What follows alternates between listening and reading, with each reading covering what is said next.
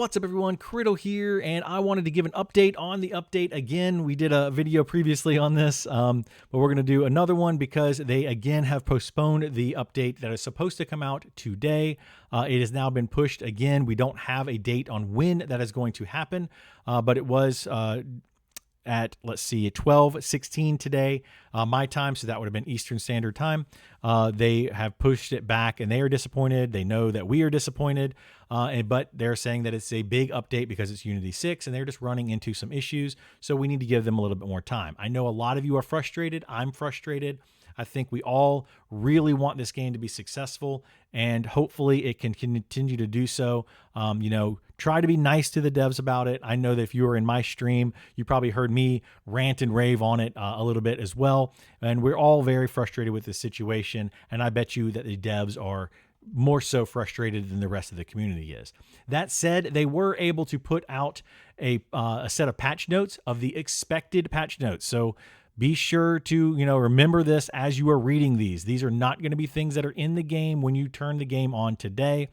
This was posted at noon, 12:30 today Eastern. And these are expected patch notes of what should come into the patch once they do finally release this patch. A lot of these things we already knew about. Unity 6 update, giving, a lot of visual improvements, a lot of the lighting, a lot more depth. Those kinds of things are going to be happening. So we're excited about that. The ignore command is coming in. The shield issue here, a lot of people have asked me, hey, why does my shield skill not go up? And that's because it's supposed to say a display of 1 of 1, like dual wield is 1 of 1, meaning that you can use a shield. That's what it's supposed to have always meant. They are finally fixing that tooltip, so it shouldn't be confusing to people anymore. They are adding in Windows position keybinds, etc., etc. So basically, they're saying that the UI settings will save on a per character basis. So that is confirmed that it definitely will be in. Some of these things I brought up in a previous video, so these may be old news to you, but maybe not. I don't know. They're also changing the vendors so that they show Mithril and Platinum. This is a very good change, especially when you get to your spells or skills around level 34, 35, something around there. Spells start costing Platinum and Mithril. So they display, well, I think they call it, I think it's Platinum that they start costing.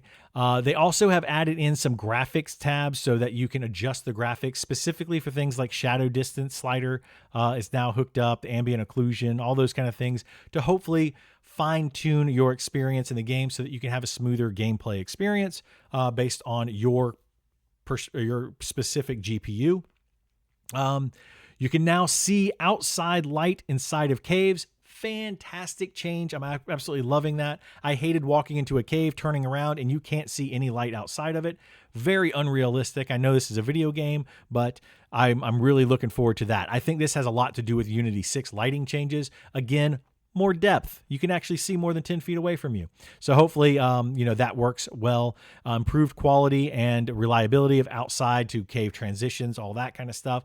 And they've added in some breath VFX or visual effects to the cold environment. So when you're in a cold environment, you can actually see your breath as your character is breathing, that kind of cool stuff. Very, very neat things. And I'm glad that they're adding those kinds of things in. As far as world and content is added, they have put out here that they're adding the Night Wolf Knoll area, which is the Eastern Plains area. That's going to have a whole dungeon set to it. It's all itemized, so definitely go check that out. It's around the mid to high 20 area. So starting around level 20, you'll be doing this solo, and then you'll be going into a group area around 25, 26, and those mobs go up to about 28 or so. So that's going to be the area that's in the Eastern Plains, and it is fully itemized, like I said. A little bit of lore here if you are interested in the lore side of things, just a little flavor that they put in there. In addition to this, that's not in the content here, but Joppa did say on his stream that they did add some items to Hangor and finish up the Hangor mobs. I think they may have mentioned that somewhere else down here in the patch notes. I don't remember if they did or not. But Hangor also, yeah, itemization, here it is. Itemization for remaining named in NPCs in Hangor, and then also itemizations for the mountain drakes in AVP. So you'll be able to go check those things out. Some more things that are getting updated. The Consecrated Shield is getting an update. A lot of people were complaining that that shield wasn't good enough. It's getting an update on its potency and a visual update. So it's going to look cooler. It's going to look, people are going to notice that you have that shield if you have it. I have that shield, so I'll show it to you guys as soon as I possibly can in the game when they make those changes. The rapid egress potion, right now, a lot of the potions do this in the game. If you drink the potion, then there's supposed to be a negative effect to it. If you click off the positive effect before it actually ends, you don't get the negative effect. They are now fixing that with the rapid egress potions. So that change will be coming soon. So if you've been doing that, awesome for you. I have known about that for a little while now, but I try not to point out things that are blatant oversights like that to the community, because they don't need to be abused. But, you know, I'm glad they are fixing that. And then they're increasing some of the potency with drinks, etc. And then there's a lot of bug fixes here, including some exploits.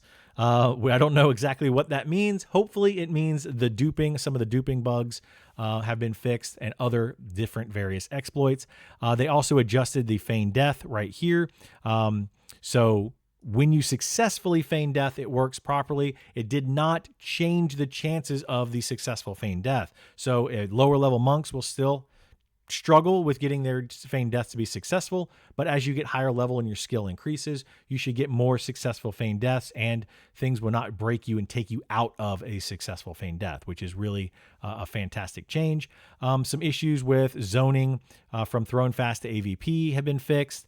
And then NPCs can no longer fear you, but you guys can go and read all over all these things. Lots and lots and lots of crafting changes here. I'm not going to go over every single one of these crafting changes. I personally feel like the crafting in this game is in a very, very bad place. And these crafting changes are, in my opinion, just a Band-Aid on something that really needs to be overhauled. So hopefully the crafting continues to get looked at in the future, but these are hopefully going to be some changes to at least get the crafting working in a little bit better of a manner. Maybe, you know, some fine tuning of the crafting system there. And then you have a lot of class abilities that were changed. Either the tooltip in some cases were changed. The buff icon in this case was changed. Most of these things are visual, or down here are visual. So from here down, this is all visual changes to the different abilities and stuff. But up here are the class abilities that were changed. This particular thing these are all visual. But down here in the rogue did get some love, some much needed love in my opinion. So you can look over some of these, like the Shadow Clone avoids physical damage for 2.5 seconds. The Elixir of Opportunity and the Toxic Elixir are added to vendors. I thought that was supposed to be in the previous patch. Maybe that didn't make it in the previous patch. Something happened. I don't know. But it looks like that is now being changed into this patch. Flash bombs should toggle off auto attack properly. Smoke trick toggles auto attack off properly. Shadow step cooldown adjustment to 30 seconds. Cost is now removed. And then sprint to the shadows properly checks for escape artists instead of flash bomb. Increased cooldown portion removed. So they've really added some love to the rogue to hopefully make it a better class overall. The rogue is still a good class. It's got a lot of utility in it. It can still do some decent damage, but it just overall needs some fine tuning, and they seem to be looking at that. So anyway, that's my update of the update of what's going on right now. Please, let me know down in the comments if there's anything that you see that really stands out to you. I will be streaming the game again tomorrow at 9 a.m. usually is when I start my stream, 9 a.m. Eastern, and we'll be talking about all these things, and I'll keep you guys up to date if there's any announcements via the stream or here on YouTube. Check on both of those things, and I'll let you know as soon as the patch becomes available, and as soon as I can get into it after the patch becomes available, I will be downloading and jumping into the game and checking out all of the new stuff. Thanks for watching, and I will see you in the next one. Bye.